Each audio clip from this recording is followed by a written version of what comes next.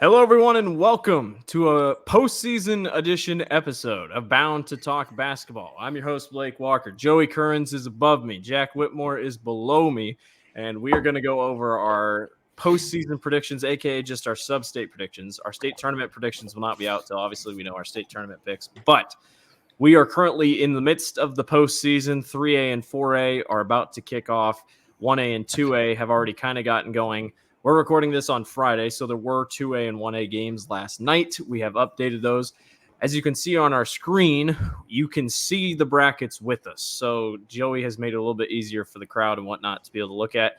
By the way, all of our postseason content, both here in the state tournament, is brought to you by our friends at Fairway Meat and Grocery. Shout out to Fairway for hopping on board this year. You're going to see them on every single post having to do with the state tournament, and we really appreciate what Fairway is bringing to the table. I think we just got to jump right in, boys. We got a lot of games to go over. We'll start out with Class 4A if you'd like, and we'll start at Substate number 1. Sioux City East is the number 1 seed. Johnston is on the bottom. Des Moines North will take on Sioux City North, and Ames will take on Mason City. We'll have Joey give his pick first, a little bit of reason. We'll give Jack second, and I'll go with mine third. So, Joey, who do you got in Substate number 1 and why? As a native to the city of Ames, I had to go with the Little Cyclones. Probably not the most popular pick, as I was the only one that picked Ames, but they're definitely not the favorite. But their defense is pretty tough. They're the number 2 defense right behind Kennedy. They did just play Valley and got, I think, like 20 pieced, so that doesn't help my cause. But I got to stay strong with the Little Cyclones and stay true to my hometown, so I went with Ames. I think they'll pull off a couple upsets. Yeah, I went with Johnston. Also, probably not a super popular pick. They are the 4 seed going into it. I like Johnston a lot. Sorry, the 2 seed. Sorry. I like Dalen Houston a lot. Their CIML. I still think the CIML rules every team that's not in the CIML besides maybe Kennedy this year. So I went with Johnston just because they're the best CIML team in this sub-state, in my opinion. So. I went with the top guys here in this one. I think Sioux City East is very, very, very good, especially as of late. They've really picked it up. Sioux City East was the last team to win from Western Iowa, the 4A state title game, and that was all the way back in 2002. I think they could maybe do it again if they get hot at the right time. Fitzy's had a great year, 15 points per contest. They've lost to Northwest, not a great loss, but that was a little bit earlier in the season. They lost to Bishop Heelan.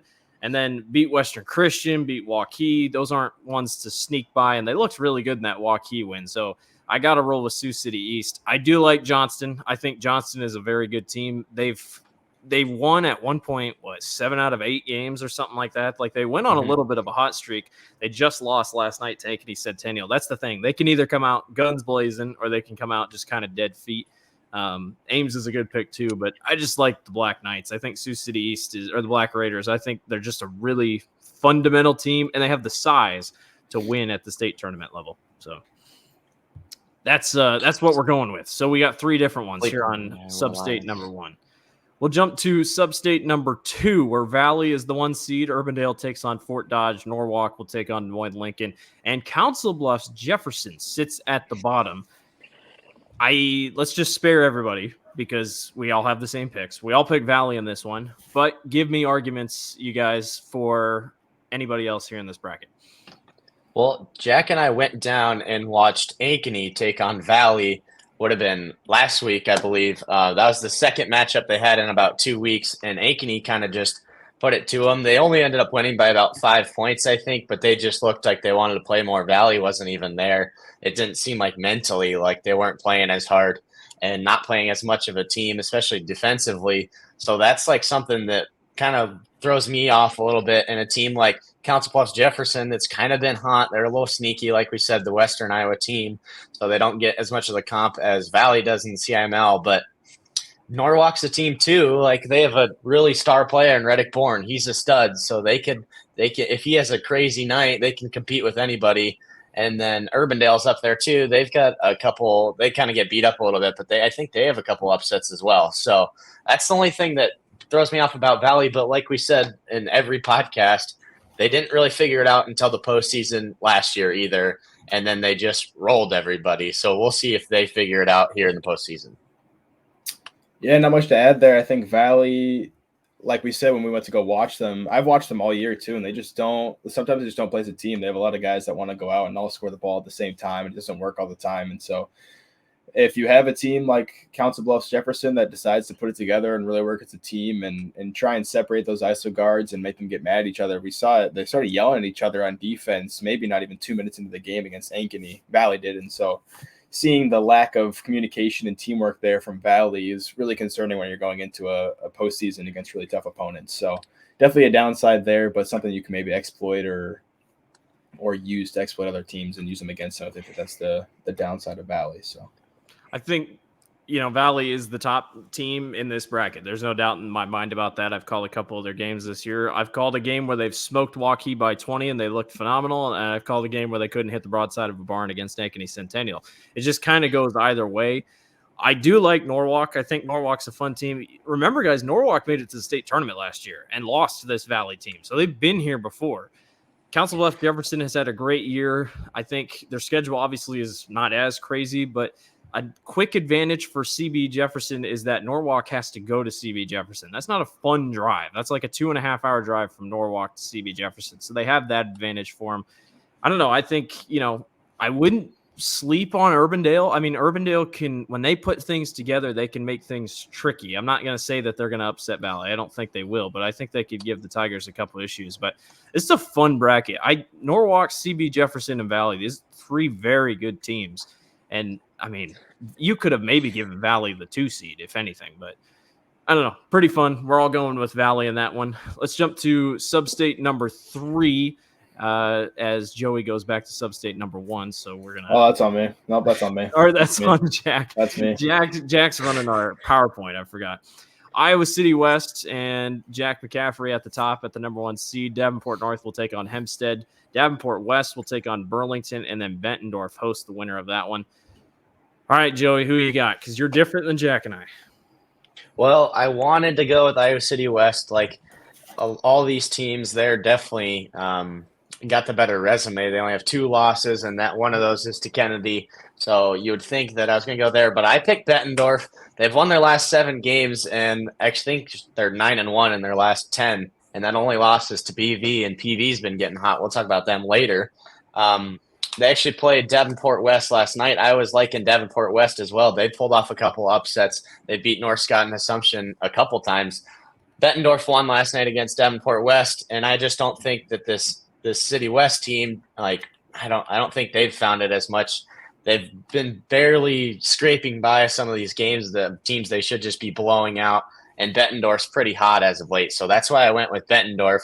I think that's going to be a fun one to watch because I don't think the 2 really, Bettendorf hasn't played a lot of the teams from the MVC, just the Mississippi Athletic. So that'll be good to watch those 2 teams. I think Bettendorf tied for the conference title with Pleasant Valley and the Mississippi Athletic. So that's why I went with Bettendorf.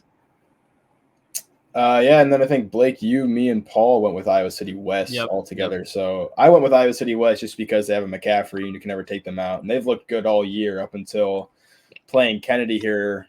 What was it? Maybe 2 weeks ago, I think. Yeah. And they got rolled through by Kennedy, but it seems Kennedy's been doing that to everybody. So that's no surprise there. But Iowa City West is a great team, and they have a McCaffrey on their team, and you can never count them out. So I went with Iowa City West as a clear pick here, in my opinion. So I'm pretty sure every McCaffrey has gotten to the state tournament. I don't think Jack has yet, so I think he's due for the most part. I honestly, even though they lost last night, I still like Davenport West better than Bettendorf. I think Davenport West will get past Bettendorf, and we see a Davenport West, Iowa City West finale there in that sub-state. But yeah, I enjoy Iowa City West. I think they're a very talented team. The Linn-Mar loss isn't great. I mean, I'll just come up front and say it. The Linn-Mar loss is not great, but I think it's going to be interesting to see how everything shakes out. They play Dubuque Senior tonight, so that'll be another good one. But both Jack and I and Paul are going to roll with the Trojans, and Joey's going to go with Bettendorf. We'll go to the next sub-state number 4, and there's really no drama about this one. We all have Cedar Rapids Kennedy getting through this thing. Linn-Mar gets the back half of the seeding. They have to play in round 1. A 3-seeded Linn-Mar takes on Clinton. Cedar Rapids Washington takes on Waterloo East. North Scott will await the winner of that one. I guess let's just make this interesting. Who plays who? Who gets Kennedy? Is it North Scott or is it Linn-Mar? North Scott's a very interesting team. They've lost a couple games they should have won. They've won a couple games they should have lost. Linn-Mar, the same thing. I'd almost roll with Linn-Mar just because of the talent that they have on that roster. But what do you guys think? Well, Davis Kern's definitely a stud. He's one of the best players in the state. He is unbelievable. He's just putting that whole team basically on his back. No offense to the other players on Linn-Mar, but I mean, he's one of the best in the state, and he kind of just gets overlooked because Linn-Mar was, like we said, one of the top teams in the 4A at the beginning of the season, but they've fallen off as late. But he's still been one of the best players in 4A, up there with Carson Johnson too. But North Scott, I don't know what to think about them. I think that it might be Linn-Mar, but North Scott's got a lot of talent too. They've got a couple of young players. They have a freshman averaging 13 and Josiah Harrington, so he's a stud as well. I just don't think that they're going to be able to stop Kern. Nobody really has, and they've just limited the play of the role players around him. But I think that Linn-Mar will take on Kennedy in the Substate final there. Yeah, I agree. I think Linn-Mar, just because Linn-Mar was so high all year, they played a lot of tough competition too, so you can't really discount their losses a ton. A few of them are not the best, but most of them, they played really good competition for their team. So I think Linn-Mar will take on Kennedy. And I also think it comes down to the youth too. You mentioned a freshman is averaging 13, you said, and so he doesn't really have a ton of postseason experience. Maybe that'll get to him as well, maybe not. But I think Linn-Mar takes on Kennedy. Well, that's the thing too, is the youngness can be vulnerable, but it can be if you come out and play like you don't even know, that can be better. Like we saw that with the Valley team last year. They were all sophomores basically, and they came out like veterans almost, and were playing with a chip on their shoulder. They played so fast and so quick. So that's why I kind of like the inexperience for North Scott. Sometimes that can be valuable. Yeah, I think that's something that you can't glance over. We're not glancing over Kennedy. Kennedy is unbelievable. This is the best they've looked. They look better than they did last year. I mean, it almost just feels like if this team doesn't win a title, what's going on? Like, this is the best team they have put together, and it feels similar. You know, we're so hesitant because of last year, and I know when state title picks come out, people are going to be very hesitant on Cedar Rapids Kennedy, but we'll just have to see how everything shakes out. Let's jump over to Substate number 5. Well, this is a pretty good Substate, I'll tell you that. Dubuque Senior is the 1 seed, only 2 losses for the Rams. They'll play the winner of Davenport Central and Muscatine. And then on the bottom, you have Prairie taking on Cedar Rapids Jefferson. They'll play the winner, or they will play Pleasant Valley. PV boys last year upset Kennedy in the first round. And let's just roll through it. Joey, you and I have PV. Explain your Pleasant Valley pick. Well, they started off really slow and are like, how does a team that beats Kennedy last year and not really lose a whole lot of talent come back and start so slow? But they've picked it up as of late. They've been really hot in the later half of the season. Davenport West actually has a win over them kind of late in the season, and they lost to an out-of-state team, but they haven't lost many games here for a while. So that's really why I picked them, because they're getting hot at the right time. That's what you want to see. Dubuque Senior, not necessarily as hot as we saw in the beginning of the year, but like we said, they only have 2 losses. So, but I picked PV like they've been there before. Senior didn't make it to state last year. They had a good team last year, but I think PV, they led by like 4 seniors. So I think that all played against that Kennedy team last year. I think they're going to roll it, and they might be a dark horse to win it this year, to be honest, in my eyes. Jack, you have, in my opinion, the not favorite in this bracket. And I say that because I don't think Senior's played many, but what changes here about Senior getting to the state tournament? I don't know. They've looked good all year. They've been, second in our rankings all year. Yeah, up until here, kind of the very end. And they look a little bit shaky here at the end, but they lost to Cedar Falls and Cedar Rapids Kennedy, and they play close games all year. But I think they're still a really good team, and I just don't see a lot of upsets happening this year, especially here. But PV, I mean, they did it last year to what looked to be one of the better teams in Kennedy, but I don't know. I still like Senior just because I don't like upsets a ton, and I think that the good teams in high school are solidified as the good teams, and they're going to make their runs like normal. And I just don't think that PV is going to upset Senior this year. I think they're a really good team, so I'm sticking with Senior. Joey, what do you got? Dubuque Senior this whole season has played 3 teams with an over 500 record. And they've only won one of those games. So, and the one wins against Linn-Mar. So they lost to Kennedy and Cedar Falls 3 games of teams over 500 is crazy, and then we're expecting them to make it state and beat PV, and then also beat Davenport Central. Keep hating. Got a couple wins as well. All right, I'll keep hating. Keep hating. We'll see how it all shapes out. Let's go to Substate 6, where we are the most different. All of us have different picks. We'll start out with Joey. Give us your take on Substate 6. Well, I'm going against Jack's judgment. We talked about Cedar Falls. He doesn't like Cedar Falls at all. He actually went with the differing of the pick as well. But I like Cedar Falls. They've kind of been playing better as of late. I think they're figuring things out now. So that's why I picked them. They've got a couple good wins the past few weeks. So I went with Cedar Falls. I think that I don't think Waukee Northwest is kind of scary. But they've kind of been off and on as of late. So I think that Cedar Falls will take care of them in the final. I think it'll be Northwest and Cedar Falls in the final. I went with Dowling on this one. I don't know. I don't hate it. It's weird. I don't either. Yeah. I don't either. They've played really close games. I think I went to both of their Ankeny games, and the second one when it was at Ankeny, Dowling kind of lost it against Ankeny a little bit. They kind of pulled away, but they kept it really close at home against Ankeny, and Ankeny's a really good team in my opinion. And so looking at that game, they're a very scary team despite their 10-11 record. Play a lot of really good competition. I don't like Northwest that much, and after watching Cedar Falls play in person, I'll never forget that game. That game was atrocious to watch. I didn't like watching them against Assumption. It was terrible. So that's why I don't go with Cedar Falls. I just don't trust them, and I think Dowling Catholic might be a dark horse in substates. I like it. I mean, Joey Coppola is a really talented basketball player. They have a lot of really good weapons. They beat Waukee, which most people don't know. They beat Centennial. I mean, they have good wins. They've almost beat Valley twice. You know, it's just they can figure things out. And their losses, I know they have 11 losses, but man, it sure feels like they could have won at least 5 or 6 of those. I'm going with Waukee Northwest. They've won 9 out of their last 10 up until that Centennial game. And in that Centennial game, they could not hit anything. It was also probably a really tough game officially, or with the officials, didn't help them out. Not saying that's the reason they lost, but it just was a rough game on that end. I think Northwest they don't have a star. Grant Tigas is kind of their guy, but anybody can pop off for them, and I think that's what makes them so interesting.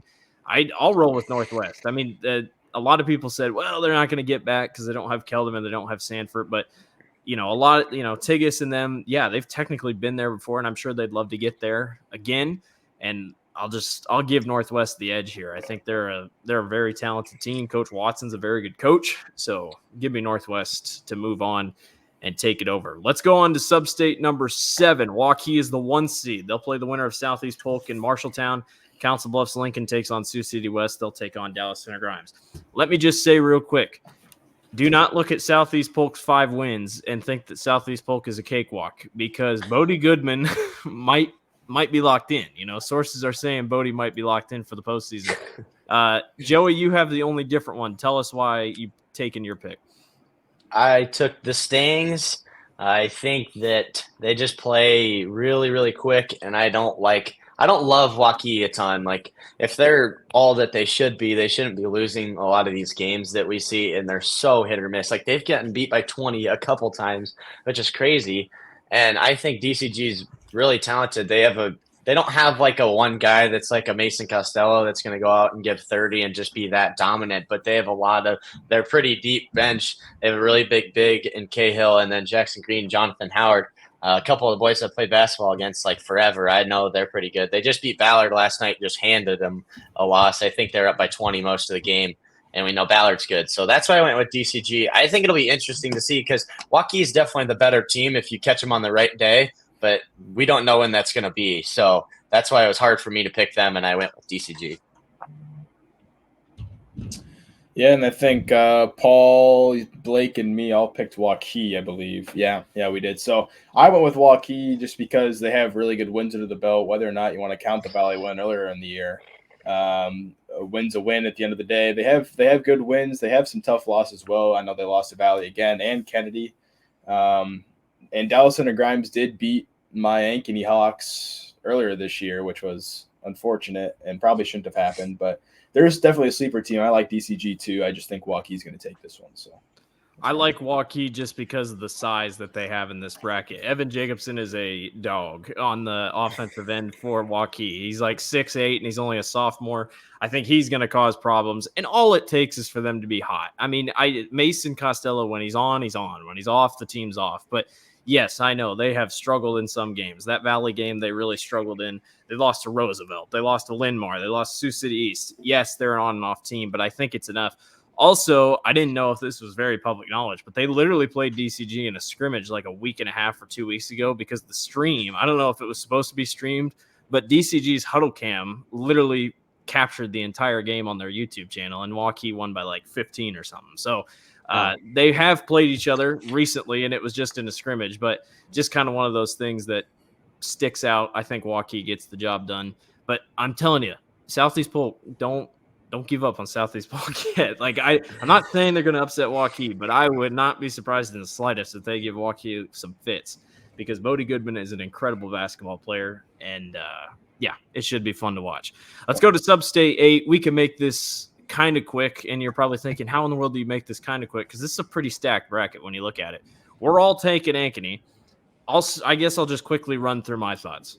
Carson Johnson is our MVP in Class 4A. If you didn't see it, check it out yesterday. It was unanimous. I think he's phenomenal. This Ankeny team reminds me a lot of the 2020 team that just kind of hung under the radar, made a couple moves late, and then all of a sudden they just turned it on. And then they go on and upset Waukee and win the state title game. I really like Leo Aguirre. I think he's a talented, very talented basketball player. And they just beat Centennial. So, I think things are figuring their way out for Ankeny. But, boys, I don't think Ankeny's going to be facing Ankeny Centennial in the final. I think Roosevelt's going to be facing Ankeny in the final. I don't think Ankeny Centennial can get past Roosevelt because I really like this Roosevelt team. Ooh, Roosevelt's tough, though. Like we said, they kind of had a little snafu there, but hopefully they're doing all right with all that. Regardless, we know they're really good. They beat that Waukee team. I do like Ankeny a lot. You said you like Leo. Actually, Rio is my favorite player on the Ankeny team, the sophomore. We got to go down and watch him, and he's just like, he gets his bucket when he gets the ball. He doesn't have the ball in his hands a ton, but he gets his bag in there, and I really liked him playing. You can't really leave him open. He was lights out against Valley.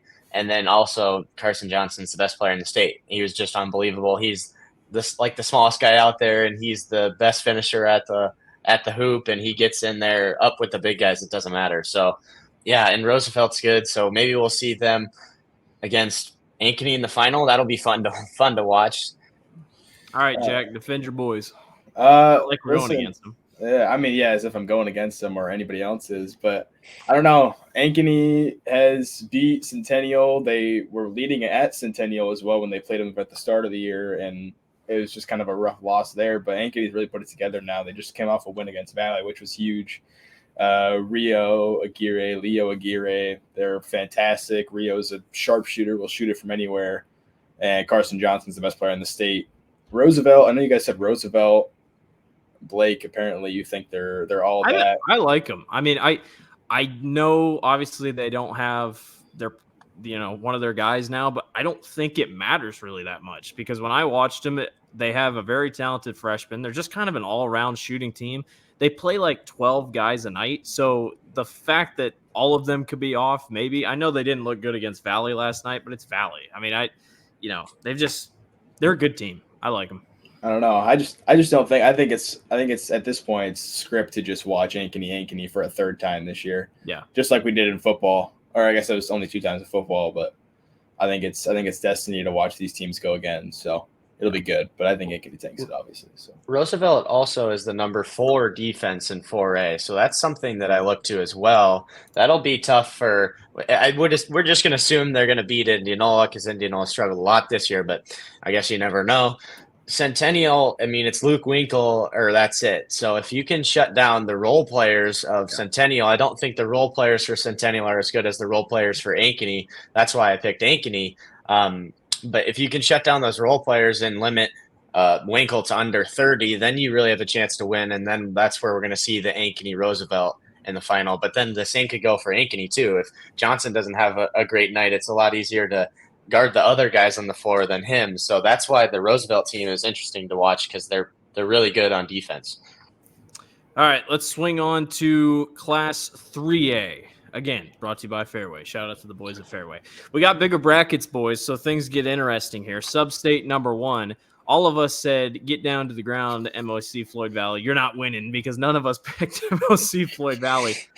We all picked Bishop Heelan. Paul picked Storm Lake because he's a homer, so that's all I have to say about that. But why are you guys rolling with Heelan? I'm just going to simply say that they've played tougher opponents. I think that's pretty much what it comes down to. I know the loss number is pretty high, but that I don't care. I think Bishop Heelan is a very talented team. And honestly, yeah, I'm going to go with Bishop Heelan. Well, it's tough too because we did the 3A MVP as well, and it was Van Kleesbeck. So he's obviously one of the best players in 3A. He was hurt a lot of the season as well. They have 2 losses to West Lyon, a 2A school, and then the other one's to an out-of-state school. And we know West Lyon's good, so we can't really discount that as much. But I think they really got a tough bracket. I think that's one of the toughest ones, 1, 2, 3, 4. Because Lewis Central's got a couple big wins as well. We know Bishop Heelan, like we said, they have a lot of losses, but that doesn't really matter. And then Sergeant Bluff has also got quite a few losses. I don't even think they have a winning record. So that's going to be tough for MOC. I don't think they'll get past all of them. Like they're going to win 3 of those or 2 of those games against those tough teams. And we went with Heelan just because Matt Knoll's a stud too, and they're more of a complete team. They don't have to rely on him as much as MOC does on Van Kleesbeck. So. Yeah, I went with just because I love Matt Knoll. I've watched him play a few times, and I've done plenty of graphics for that kid just because he's so good. So I like the Bishop Heelan team a lot. They've looked really good for most of the. They have some losses here and there, sure, but who doesn't? And so I really like their team though. And Floyd Valley really got unlucky with this Substate. I think it's truly unfortunate what they got. So, but I think Bishop Heelan takes this one. I will say, circle Lewis Central Glenwood. These boys literally just played the other night. Glenwood won. But Lewis Central beat Kemper a couple weeks ago, and Glenwood plays in a tough conference. I mean, the Hawkeye 10 is not easy. So, watch out for the second round matchup because Glenwood, the winner of Lewis Central Glenwood, is not going to be a sleeper pick or not going to be a down team against MLC Floyd Valley. So, it's a fun bracket. I'm excited to see what happens. If we look at our bound power index as well, Bishop Heelan's number 1 and MOC's number 2. Yeah. So that'll be interesting to watch. I don't know really how all that works, but they are 1 and 2, so that'll be interesting that they got in the same exact Substate. I think it'll be fun to watch that Substate go down towards the end. And like you said, it can be an upset in the first round too. There's a lot of talented teams there. Let's jump on to Substate 2. We got to get 3A done before Jack has to get out of here. So Clear Lake is our pick for Jack and I, and Joey goes Ballard because of the Raccoon River, and that's all we need to know. I will say the loss to Nevada last night has me a little worried about Clear Lake. The thing is that I don't know. This is just I'll let you switch right now. I'll let you guys switch your pick to Ballard right now. I'm sticking Clear Lake. I will say Humble on the bottom of the bracket made things a little interesting for me because Humble almost beat Clear Lake a couple weeks ago. So I think this one's tough. I like Clear Lake to get it done. I feel like they've been on top most of the way, and you wonder, last night were they just not fully into it because your playoff spot. Nothing really matters right now. So Jack and I assume he shares the same sentiments. I just like to roll with the Lions, who have also been to the state tournament recently, as has Ballard, but I just like the Lions. Nevada came back and beat Clear Lake last night. Clear Lake was up by 20, a large part of the game, and I don't know if it was 20 or 15, but Nevada did come back at the end and hit some clutch free throws. Jacob Kunzeras, the stud there. They shoot the 3 really, really well, or they can shoot the 3 really, really well. That's what makes Nevada dangerous, and we're going to talk about them later, but that's would be potent to Clear Lake because I don't know what to think about the North Central League. That's the conference they play in. I mean, the best win they have on the season, well, they beat Waverly at the beginning of the season, and that was about it. But their conference they don't get the competition. So that's why I think they're going to be vulnerable. And then Ballard, you said Humboldt in this one too. My boys, Gilbert, just beat Humboldt last night. Mm-hmm. So that's why I don't think that their conference is quite as good. And I think Ballard's going to take it. They just lost to DCG. Also, you don't sleep on North Polk. North Polk has been hot as of late. Almost beat so they're going to ADM. So, I mean, they're exactly.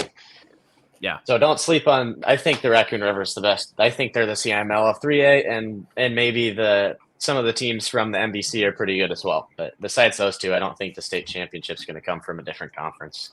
Jack, quick thoughts. Give me one sentence. I agree with you on Clear Lake. Cool. That's my thing. That's my thing. We'll go to Substate number 3. Not much really about this one. Decorah, did they get the easiest bracket? I think so. I think this bracket realistically should be a easy, not easy, but I think Decorah should be able to get through this one. Got a big win here recently. Who did they just beat? Waverly? Who did they just beat? Yeah, they just beat Waverly. Yeah. Waverly this matchup. Week. I like Decorah. I think they're a good team. They've had a couple close calls. Hudson, they lose to Hudson if I'm correct. So, it's up there, but I think we can all agree Decorah, it's very favorable matchups. Let's just say that in this bracket. Well, Decorah, you were going to say they lost to Hudson. They actually lost to Cascade, a 2A team. Yeah. They beat Hudson early in the year. But Wahlert and Western Dubuque are not going to be fun to play in the second round. If the winner of this substate is going to come from that top half, it's either going to be Decorah, Wahlert, or Western Dubuque. Charles City and Hampton, they just don't. They both have losing records, but they play so many good teams that they're going to be tough to play against in the second round, and not somebody that Decorah wants to see. Decorah is still the best. I think that they're the best non-Central Iowa team in 3A. So, all right, sweet. Moving Jack on. agrees. Yep, Let's go. That's me. Actually, no. I want to give a shout out to Hampton Dumont. That's where my parents are from. I'm gonna give a shout out to them. All right, there you go. There's your shout out. There's my sentence. Shout out Hampton Dumont. This bracket's the most fun, if you ask me. This is the best bracket in the entire substate for 3A because we all have different picks. I'm going to roll with Assumption, and I know that that's very counterintuitive for what we said about Assumption all year long. But they play all these tough teams, dude. I mean, they literally play these, and I've fallen for this before, and then they just cruise because they've played tough teams. So that's what I'm going with. I think Assumption gets it done. Don't sleep on Mount Vernon. Don't sleep on Xavier. Don't sleep on Marion. Joey, give us your VI. I picked Xavier. I actually did pick Xavier. They're good. I think that McQuoketa is a good team too. They have a couple big wins, but I think they got a tough draw with Xavier, to be honest. Yeah. I don't know how Mount Vernon is going to beat Assumption. I think it'll be Xavier and Assumption in the final. I don't think that Marion is as good as Xavier, and I could be wrong. They're playing a WAMAC. What are they in the WAMAC West that has nothing against Grinnell, Clear Creek, Amana, and Williamsburg, but they're not insane teams, and Marion barely beat Williamsburg on a buzzer beater the other night. So just kind of one of those things. Jack, you're going with the top dogs. Yeah, I'm going with Marion. I will say I did want to go Assumption, just because I liked Assumption ever since I went to go watch them at whatever it was, the MVC CIML tournament or whatever. They beat Cedar Falls there, which is a great win for them.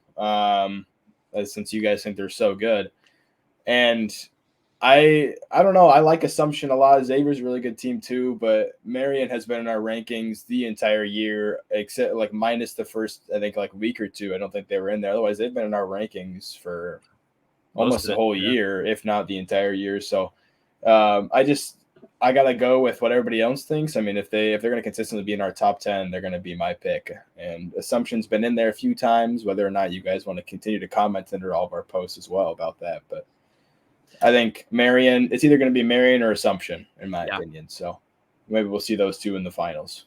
Let's jump to substate number 5 here. We have the top Solon, Clear Creek, Amana right there in Williamsburg. We're all picking Solon. I sat on this for a while, though. I think Clear Creek, Amana could easily win this thing and take it because the Clippers are really starting to figure things out. Solon lost to Williamsburg. The WAMAC isn't crazy top heavy this year. It's just kind of a here and there sort of thing. The only thing that stopped me was Solon has beaten Clear Creek, Amana both times. Yeah, I don't know if they put a lot of the WAMAC teams in there. So like you said, I mean, Clear Creek and Williamsburg are both tough. Williamsburg's been ranked a little bit, and Clear Creek, I think, is ranked kind of at the end of the year. But they just beat up on each other a little bit. So I don't know if they're all legit. We're not going to see if the WAMAC's necessarily legit unless we go back to Marion. Because one of those WAMAC teams is going to make it to state, unless it's Keokuk or Mount Pleasant, but we doubt it's going to be them. So we'll probably see Solon, or I think it'll be Solon just because they've been the most consistent all year at state. I actually have to go to the bathroom real quick. I'll be back. All right, Jack. Let's move on to. Let's jump on to class. Or what are we on? We're on Substate 6. Yeah. So this one, you and I are both rolling with Waverly Shell Rock. Paul is going with Nevada. He probably saw the Clear Lake. Well, his picks were in beforehand. So Waverly Shell Rock's just really good. I don't know what else to say about it. They have a really good offense. Joey's going Gilbert because he's a homer. We don't even have to say anything about that. Yeah. Nevada is going to beat Oski. Grinnell and South Tame will be interesting because Grinnell is really starting to slip here late in the year. I hate to say it about my boys, but they're just kind of slipping a little bit. I hope they get things figured out. But Nevada, after last night, do we need to be thinking about Nevada a little bit more? We're both rolling with Waverly. Oh, what? Look at what Paul's doing though. Paul's out here reading minds. He tells the future out here apparently. Yeah, Paul's got Nevada going. Joey, I know it's your homies, so we got to make it kind of quick so that way we can finish this before Jack has to go for 3A. But give us why Gilbert's going to win the whole thing. Well, I could talk for I think like 30 minutes about the fact that Gilbert got a 4 seed, but I'm gonna not try to get canceled by the state association, so I'm not going to do that. They did beat Nevada, and Nevada just happens to be the 2 seed in their bracket by 15, mind you. So whatever, I guess they deserve a 4 seed. That's besides the point. But I can't wait to watch Gilbert play at Wells Fargo. It's going to be awesome. I think that Waverly is obviously a tough draw, but they're definitely going to go up there. I'm going to bring the biggest student section ever after they take care of Sadell on Monday, and we're just going to walk out of Waverly and plant the Gilbert flag right in the middle of the court. And then we're just taking to Wells Fargo. There's no way we're losing. I'm surprised you didn't go with Grinnell, Blake, to be honest, but maybe you're not. I said it while you were gone. They've just kind of been slipping a little bit. They haven't really beat anybody. They beat Williamsburg twice, and that's really it. They lost to Oskaloosa, who's the 7 seed earlier in the season. So I told him, I was like, I wouldn't be surprised if South Tama might beat them. You just never know. I will say, I'm not sleeping on Sadell. Nothing against you, Joey, but Sadell has one of their best seasons here in the last couple of years. Those boys are motivated. I think Sadell could give Gilbert a little bit of a fight. Let's jump on to Substate 7 before Joey says anything. Shout out, shine low. Let's jump on to Substate 7. 3 of us, Paul, Joey, and I have Winterset. The Huskies made it a couple of years ago. How about this Winterset team, man? They've really jumped out of nowhere, and they're able to get the 1 seed. Really the only ones else on the bracket. Knoxville, they just beat Grinnell. So Knoxville and Newton's going to be interesting. I think Knoxville can get past Newton, but it's either Pella or Clark on the other side. Jack, you're going with Clark. Why are you going with Clark, dude? Listen, I was getting hate because I always pick number 1 seed, so I was gonna try and throw something in there somewhere, and I don't think 1A or 2A I did anything like that. So I went with Clark, dude. Clark has been good all year. They've also been in our rankings all the time. I know because I do the graphics for them all the time. It's really annoying, and I see them everywhere. And so I love Clark. I hope that they take it just for my sake, just because everybody always votes against me. I don't like it. So go Clark, and that's kind of my reason. Just because they look really good, and they've looked good all year, whether or not they've played a ton of really good teams like Winterset has.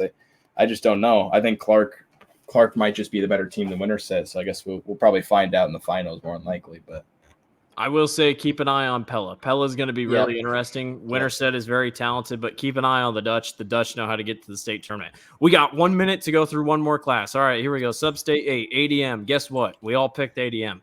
I just don't see anyone else in this bracket that can do it. I think Bondurant might have a chance, but they haven't really played ADM very close in their games this year. Harlan kind of the same way. I think ADM got a couple favors here with this bracket. Not saying it's easy, but I think ADM should be able to get through this thing.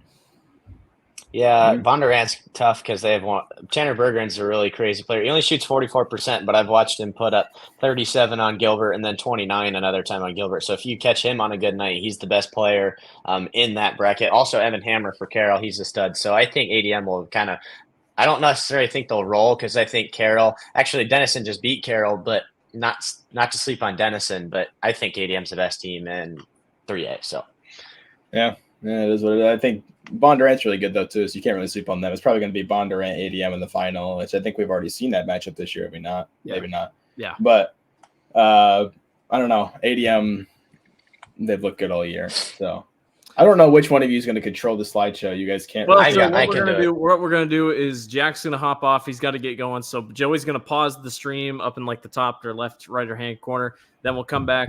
You won't miss a thing. It'll just be a quick cut. And we'll jump into 2A. So, Joey, pause the stream, and we'll jump right into the other ones.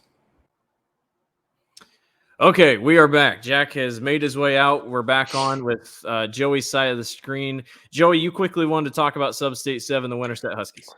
Yeah, I wanted to talk. I think Winterset's really talented. They play a 2-3 zone that's really tough to go against, and they get out in transition crazy well because those top two guards can kind of fly down the court.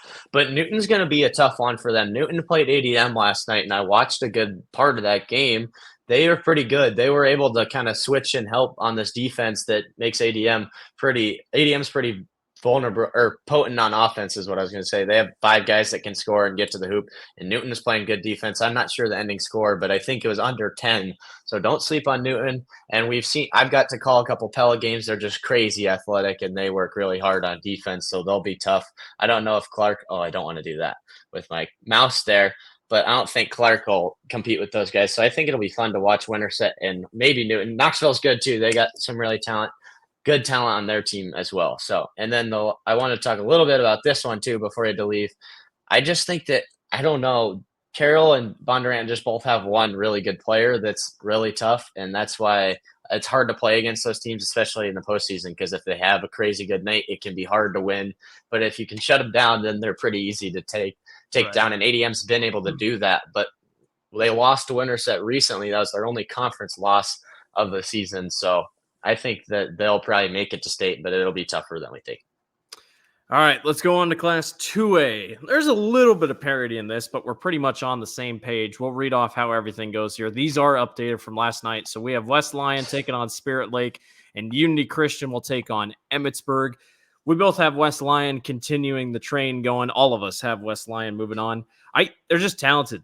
They have all the pieces. They've beaten good teams. It's not like they've kind of like eased their way in. I really like West Lyon to take it. I really debated picking Unity Christian. Unity Christian just beat West Lyon recently, and they did so without their best player. Their best player, unfortunately, tore his ACL, and I don't have his name, so hopefully he's getting better soon.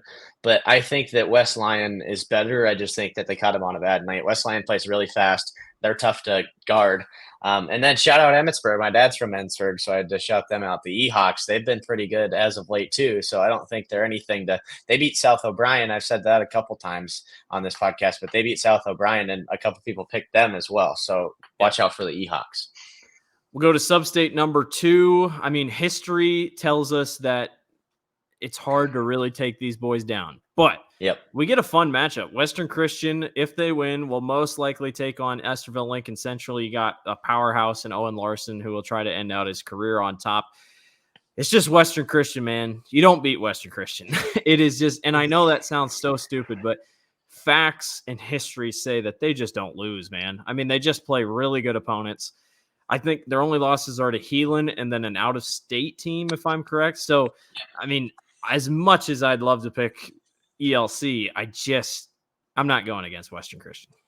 Well, this is a rematch of the state championship last year. Central Lyon and Western Christian played each other. Central Lyon actually took that game, and I don't think a lot of people necessarily thought that. Zach Lutmer and Reese Vandersee. Reese Vandersee is still there. He's a stud. Yeah, Zach Lutmer was a big part of that team, yeah.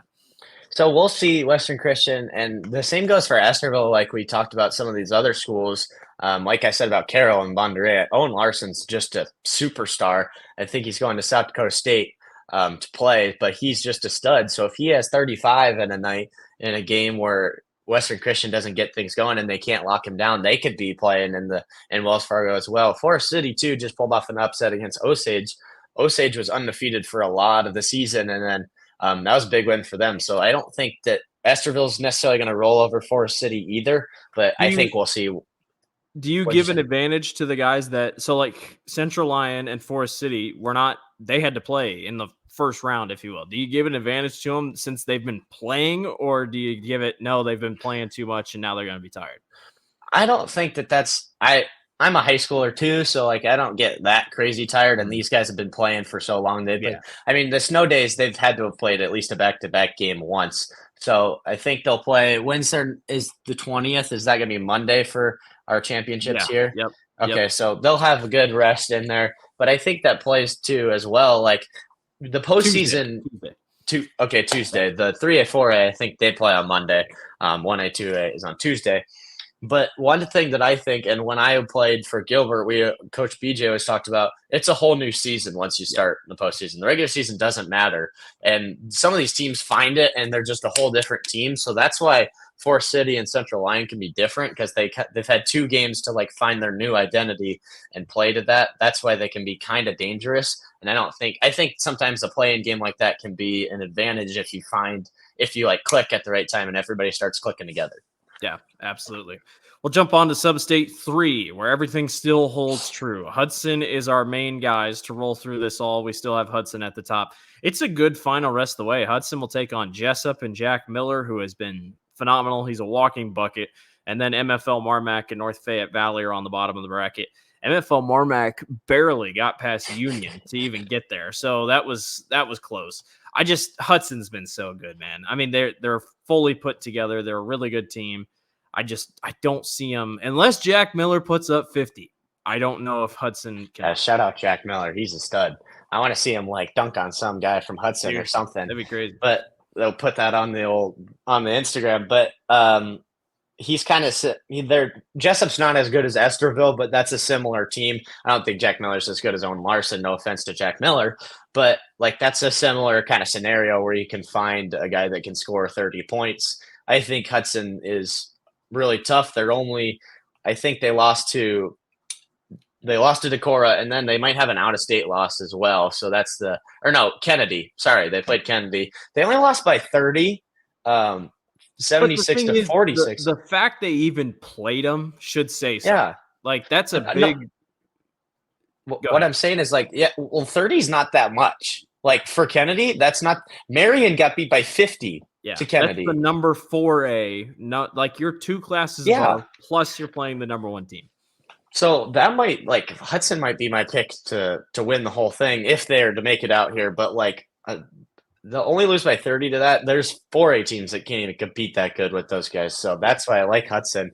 I don't think MFL North Fayette Valley is not too bad of a team. They actually were a higher seed, but this is the one Substate in 2A that's got an extra team, I believe. So they had to play a play-in game as well. And then, like you said, MFL Marmac with a little bit of I don't even know what to call it from last night's game. It was a scare. Maybe go to Twitter if you really want to find out what we're talking about. But I like this Hudson team a lot. Yeah. We'll jump to Substate number 4. Couple differences here. I'm going to roll with West Burlington. Mason Watkins is literally on fire right now. He is a walking bucket. He had 34 last night in the win. They'll take on West Branch and Beckman Catholic. How about Beckman Catholic? They literally weren't favored against Anamosa, and they won.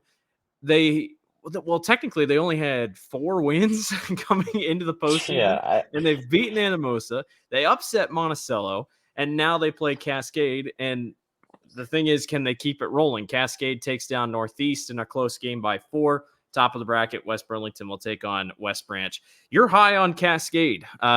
They do get an advantage, if you will, that they get to play a Beckman team that has on a Cinderella run. But I just like the guys at the top. I think West Burlington's really well put together. They haven't lost, and Mason Watkins is phenomenal. Well, Cascade, they barely skated by Northeast as well. Northeast is a team that they had quite a few losses, but they've been tough. They beat Cascade, I think, earlier in the year. Or no, they didn't, but they've competed. I think they maybe beat Monticello, and then Monticello beat Cascade twice. So they've kind of got a little love triangle thing going on. But Cascade beat Decorah. And Decorah is maybe the one team that, like I said, not from Central Iowa, that I think is the best, and they beat them. So that's why I'm really high on Cascade. I will say the picks that we're making, they're not just now. We made these picks on Wednesday. So we had no idea. One of our picks, I don't think any of them are, but one of our picks could be out already, but we made the picks on Wednesday. So we were supposed to record yesterday, blah, blah, blah. So I got West Burlington. You got Cascade. Let's jump to Substate number 5, or go ahead. West Branch, too, is a tough team. I think they've got I'm not sure all the wins they've got, but they're going to be tough for West Burlington coming up. That's going to be the best team West Burlington's played all year, hands down, and they might be twice as good as any team West Burlington has played all year. That's kind of why West Burlington, this might be one of the toughest 2, 3, 4 seeds that an undefeated team has ever gotten. That's why, because these teams that West Burlington has been playing aren't as good. So I don't Right. think that West Branch is anybody to sleep on as well. Right. We'll go to Substate number 5. Really no surprises in this one. We all have Pella Christian going on the way. It's plain and simple, man. They play Little Hawkeye teams all year long. I've watched it so many times. Even when Pella Christian isn't great, they still make it to the state tournament because they play Little Hawkeye Conference teams all year. I will say, they didn't look great against Albia, but they got the job done. Eddyville, Blakesburg, Fremont's a talented team, but I think Pella Christian's better. Bottom of the bracket, it gets interesting too. Alburnett beat North Lynn. That's not an easy Alburnett team. So No. I think it'll be close, but I just like Pella Christian because they've been there before. They almost won or upset in the first round last year. They play the higher up competition. It just feels like this is exactly the type of stuff that they have. I think this is a sneaky bracket. There's some real that anybody that comes out of this one, even Pella Christian, they have 5 losses. They're probably gonna be a dark horse in the tournament compared to some of these 2A I don't teams. know what seed they put them in. I 7, don't. 6, So maybe? well, if West Lyon, Western Christian, and Hudson make it like we think, those have got to be the 1, 2, That's 3 top for 3. sure. Well, Underwood. Top 3. Underwood's right there too. I think that the state would put them below the rest of those, though. I think they'd put them at a 4. Depending on who you've played. Yeah. Underwood and West Burlington. I think Underwood just has the edge over West Burlington in my eyes. Just a couple more big wins of the two. They're both undefeated. So, and then I think they'd put Pella Christian right under there. But if you're one of the 1, 2, 3s and you got to play Pella Christian, that's like the worst draw you could you don't get. I want to think face so. Pella Christian. Yeah. But like we said, Alburnett, Northland, that's a huge win for them. That's a huge win. Northland's and Regina only lost 7 times in the last 8 years. Something yeah, like that. you might as well hang a banner after that right up there. Like Right. that might be a banner in itself. So, but Regina, I don't know what to think about Regina. West Branch, like I said in the last one, they have a win against Regina. That was what I was trying to think of. Regina went on like a 14-game win streak just randomly, and one of those wins was against West Branch. Monticello was one of them as well, but they've kind of slipped as late. They've lost to Wilton by 1, and then they played it again the next night. It looked like they beat them by 12. Lost to Solon as well, but the Regina's not anybody to sleep on as well. They play a kind of tougher schedule than I think some of these teams. They play a tougher schedule like Pella Christian, but Pella Christian definitely plays a tougher schedule than Regina, so I think that's why we all picked them. Substate number 6. I thought I was going to be sneaky, but I really wasn't sneaky. This is Substate number 7, so I guess we jumped ahead. Where are we at here? Did I miss one? Might have missed one. I think. Shoot. No, it's right here. Wait. Oh, it's right here. Okay, there's Substate number 6. Again, I thought I was going to be sneaky. It's messed on my graphic. It's messed up. I need to switch that. I thought I was going to be sneaky here. So this is Substate 7, but we'll still talk about it like this. Trainer and Van Meter at the top of the bracket. Van Meter has played a lot of tough teams. I'll give them that. Trainer has looked good this year, but our picks are on the bottom of the bracket.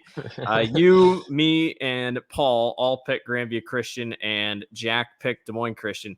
Here's the thing. Grandview Christian doesn't play in a conference. They literally got to choose who they played, and they stacked their schedule. They were not afraid to face every top school that they could find.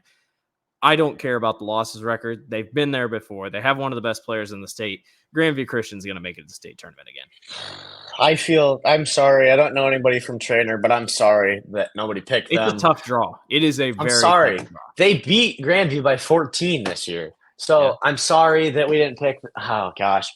Grandview Christian, Emilio Barantes won. He's like we said, he won our 2A player MVP. He's just, if he gets the ball within 6 feet of the rim, it's a layup or a dunk about every time, and he can take it coast to coast, and he can shoot the 3, and he can shoot free throws. So there's a reason he won our player of the year.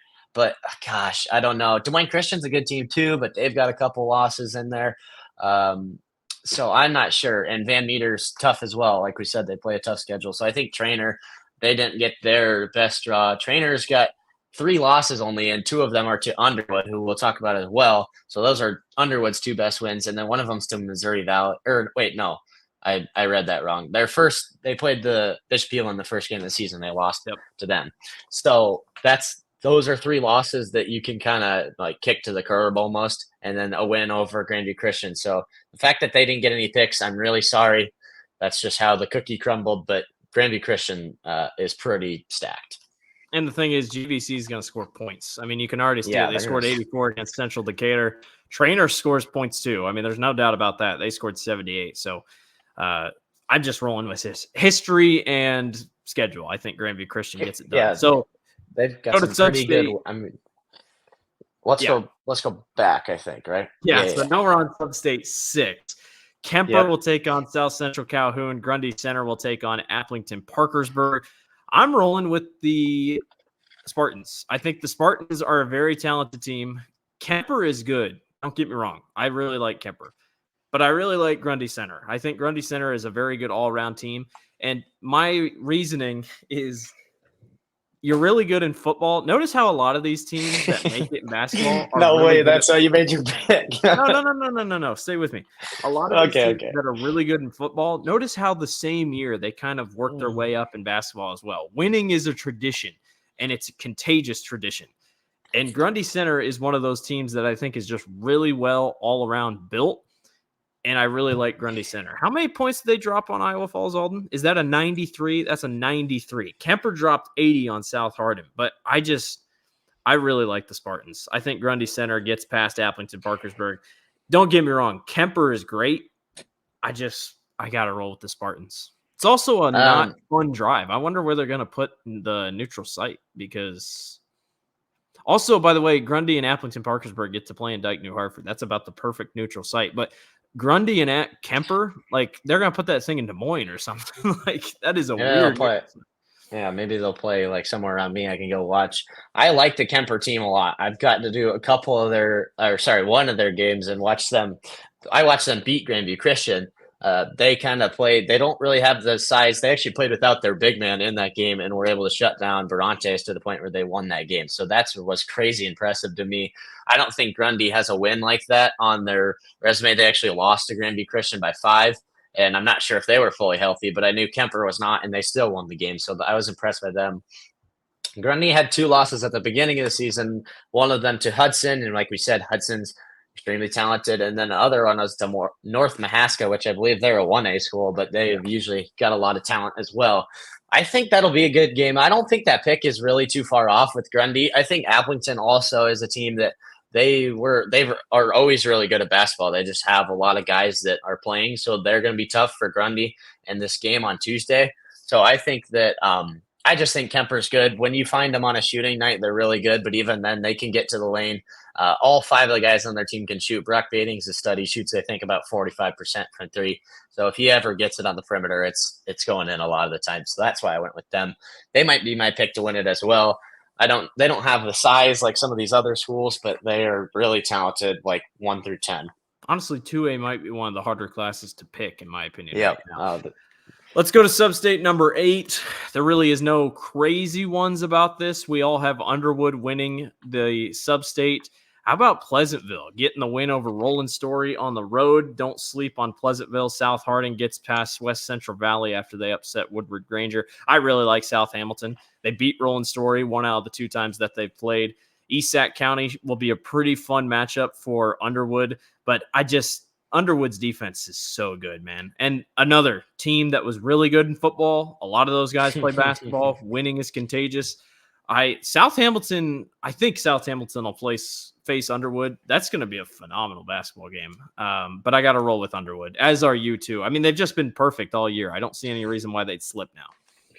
Yeah, I don't see any reason either, too. East Sac County's got a couple good wins in the season as well. Pleasantville is just able to shut down Roland Story and the role players. It's kind of Jonathan Wilkinson was kind of the tier 1 player, obviously, for Roland Story, and then Boaz Clark was the next best player, and he could score as well. But besides that, they really struggled offensively. So they were pretty easy for Pleasantville to shut down a game they kind of dominated. Yeah. So I think it'll be tough. I think that'll be tough for South Hamilton because Pleasantville plays a lot of competition. They play in that conference.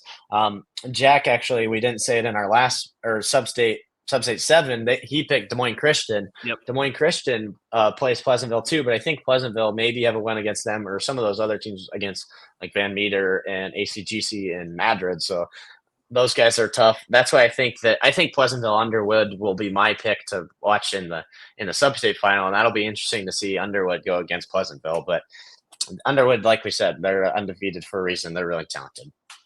We got one more class to go. We'll go to Class 1A. We are all the same except Jack, and we have North Union winning it all. North Union will take on St. Edmund, and South O'Brien will take on MMCRU. North Union just a little bit better of a schedule, honestly, in my opinion. It came down to that against South O'Brien.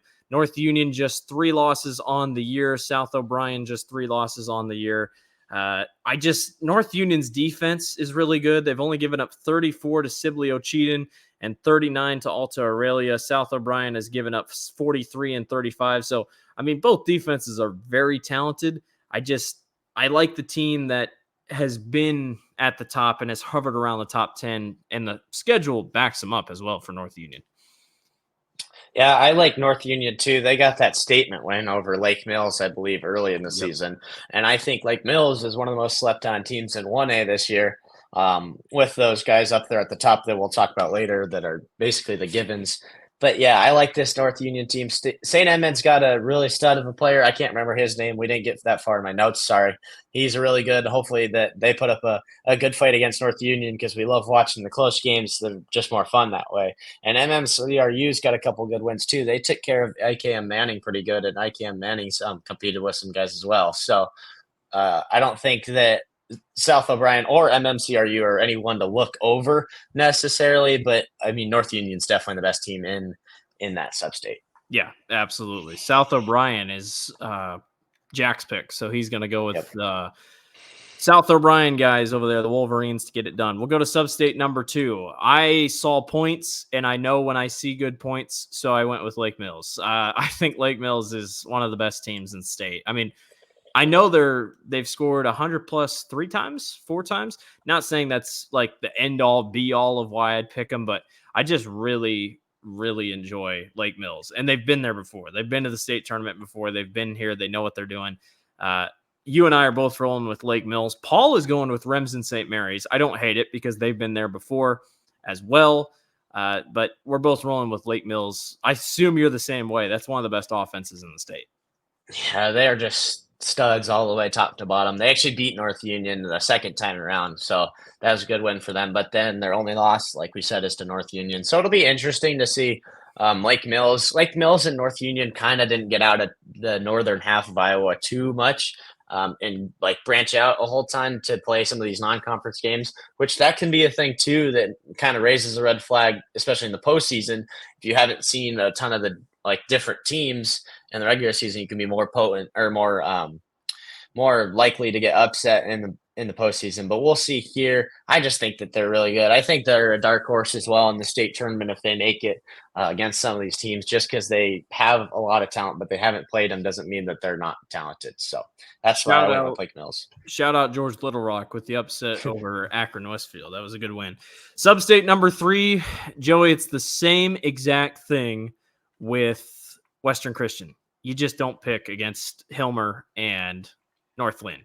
Now, I will say, Ankeny Christian, formidable opponent. West Fork will be formidable. And don't forget, our Class 1A MVP is awaiting North Lynn at the district Substate semifinal right here. Waterloo Christian is very talented. They have a very good player on their team that has led them pretty far this season. But I can't go against Coach Hilmer and North Lynn. There's a reason. Northland's just like they're the standard. They're the Chiefs of the 1A at the moment. Yeah. And there's a reason just because every year they play to a certain standard and they are doing it again this year. So that's why we got them. We all got them Northland across the board. I don't think Ankeny Christian, they haven't played a whole ton of teams and they kind of got exposed here as of late with a couple losses.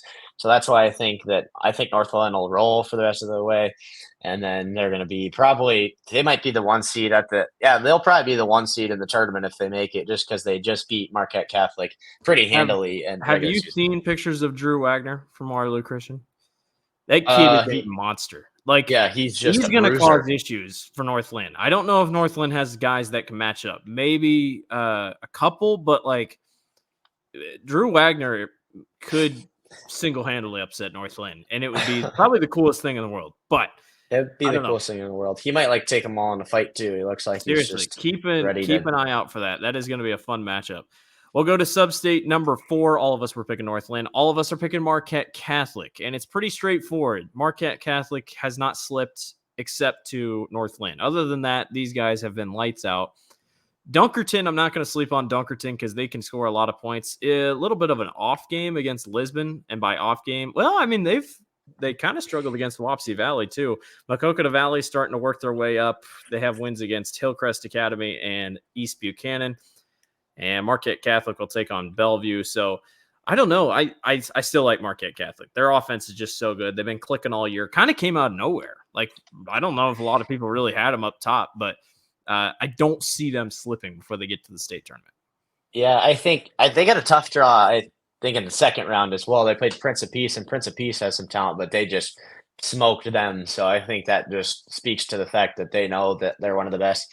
They're trying to make the case that they should be the 2 seed for sure, right behind North. Like, because I don't think they'll get the 1 seed over Northland. No. You couldn't give it after a regular season loss, regardless. Dunkerton is talented too. They've always got some talent there. Their most recent 2 losses are to Hudson, and then they only lost to Northland by 11. So, and then another loss to Waterloo Christian, but they're talented as well. They've got a couple big wins. So I wouldn't look out for Dunkerton and kind of look over them necessarily. I think they'll beat Makokata Valley and find Marquette Catholic in the Substate final, and we'll see how that plays out. But I think Marquette Catholic is crazy talented. The next 2 substates get kind of fun because we have different picks. Substate number 5, I have Winfield Mount Union finishing the job. I think they have been really good all year. They're putting up good point totals. 70 against New London, 61 against Danville, and Danville's not a really bad team at all. Burlington Notre Dame's going to cause a couple issues. And then on the other side, you have Holy Trinity Catholic getting the job done. Very, very talented team all across the board. Hey, guess what? Football theory's back. Winfield, Mount Union, and Edwards and all of them have been phenomenal. I just like the Wolves a little bit. Also, rest in peace to Jack Whitmore. Jack picked Montezuma to come out of this sub-state. Well, Montezuma just got beat by North Mahaska. So North Mahaska is taking on Holy Trinity Catholic. What stands out here about Holy Trinity Catholic for you? They play a tougher schedule than Winfield does. Winfield, their only loss is to West Burlington and the 2A school, and an undefeated 2A school. That's actually probably their best win on the season. But Holy Trinity Catholic also lost to West Burlington, but they've got a couple better wins. They beat Burlington, Notre Dame. They lost to Winfield earlier in the season too, but I just think that Holy Trinity will get them this time. I think they're pretty talented. They play a tougher schedule, and I think that Winfield's kind of just going to get lulled to sleep as of late. Those matchups are the most fun. The ones that played earlier in the season. Yeah. Like, you circle them. I mean, and that's for sure. They have this thing circled if they can get there. Yeah, they always say it's hard to beat a team 3 times, but it's hard to beat a team twice as well. So, you've seen that with some of the other teams that we've talked about today, regardless if you're in the same conference or not. It's hard to beat a team twice. So the team that lost comes with a little bit of vengeance, and you got to come in that first quarter and we're going to play like we're the aggressor, even though we won the first matchup and we know that we're probably better than you. They got to come and play like that. And I don't know if Winfield will. I think Holy Trinity is, I think they'll take them in an upset in the Substate final. I can't imagine that North Mahaska Montezuma game. That thing probably was so lit. Those 2 teams really don't like each other. As someone that's from that area of Grinnell, kind of. So that's kind of funny. All right, Substate number 6. Again, we have a couple differences, but I'm rolling with the top dogs. I think Keota has been the top all season. I know they haven't played the greatest schedule, but I still like Keota a little bit more. I love your pick. You're going with Gladbrook Rhinebeck. Jack is going with Key on the bottom of the bracket. If anything, Key probably has the least great schedule here out of these remaining 4 teams. South Winneshiek faces as well. I like your Gladbrook Rhinebeck pick because they play teams like Grundy Center, Applington Parkersburg. I like Keota just a little bit more, but like I said, I love the Gladbrook Rhinebeck pick. Yeah, I think that they played one of the hardest schedules in 1A, so that's why I had to go with them. Keota's talented. I just thought we went through the whole season with them in our top 3, and I'm just somebody's going to beat them eventually, and nobody did. So good for Keota to keep an undefeated regular season. That's really impressive. I just don't think So but they're playing against some of these teams and oh my gosh, I don't even know who they're playing. I've never even heard of this school or something. So no offense to them, they're probably doing the best than what they can, but I think Gladbrook will take them. I think it'll be a really good game. Kyoto just has to kind of what I talked about in the last one. You're this undefeated team, and Gladbrook's going to be the best team they've played all season. You have to play as the aggressor because you know Gladbrook's going to come out and be like, "Oh, we want to beat Kyoto. They haven't lost. We're going to be their first loss." You have to play hard, and because you know Gladbrook's going to come out swinging. So that's what we need to see from Kyoto in this game to have the chance. And then Key also, they're undefeated for a lot of the season. I think they have a loss against Linville solely, and then I'm not sure their second loss, but they'll be tough as well. So I just think Gladbrook will come out and stun Kyoto. There you go. Substate number 7, you and I are the same. Linville Sully takes on ACGC, and East Mills takes on Bedford. Paul has Bedford getting out. I'm not sure what his reasoning is on that, but he'll go with the Bulldogs. I will say ACGC will not be easy for Linville Sully. ACGC upset Madrid a couple weeks ago, so they're a very talented team. They took care of Earlham with ease. But Linville Sully, man, they know how to get the job done. That's what I'll say about that. Also, my football prediction, I'm telling you, man, it is so true. Look at that. Linville Sully, good football season. ACGC, great football season. Bedford, great football season. Like, I'm telling you, it continues on, but it's definitely relevant because you just don't have as many kids at these schools. So if you have good football athletes, it's the same kids. So I guess you're definitely right, but it's just you're right. What am I saying? What do you like about Linville? I like Linville. So I think they've played tougher teams. They've been through the gauntlet. But they haven't played tougher teams than ACGC. That's the thing. I will say that this is a trap game, if you will, for Linville Sully. They got to be careful. That's why I think ACGC. I really wanted to pick them. I had them plenty high. I think I might have them 4th or 5th. I had them right there with Madrid a lot of the time in my on our Bound Power rankings regardless. They have a couple weird losses like sprinkled in though. They lost to Woodward. I don't know about that. They lost to Coon Rapids Bayard. They lost to Pleasantville. Pleasantville, like we said, is good. They lost to Madrid, but they beat Madrid. They just beat Earlham. And then Underwood, they lost to by 40. So that's just unbelievable. I will say, if the fan base travels like they do on social media, ACGC is going to be wild. They have a very, very, how do I say this, passionate fan base. But you and I are both that's why I say that about ACGC is that they have those wins. Linville's only losses to Kyoto. Actually, they only have one loss. So their one loss is to Kyoto, but they beat Eddyville, Blakesville, Fremont, so that's a good win. They beat Montezuma. They beat Linville, or they beat Montezuma, so yeah. I don't know. I think that'll be tough. East Mills too. They only have one loss, but they don't get a lot of comp either. No. So that's, I guess they're going up against who had that Paul's pick against Bedford. Too bad Paul doesn't join us anymore. I wonder where Linville Sully's playing that game. They don't have a site on that one for some reason.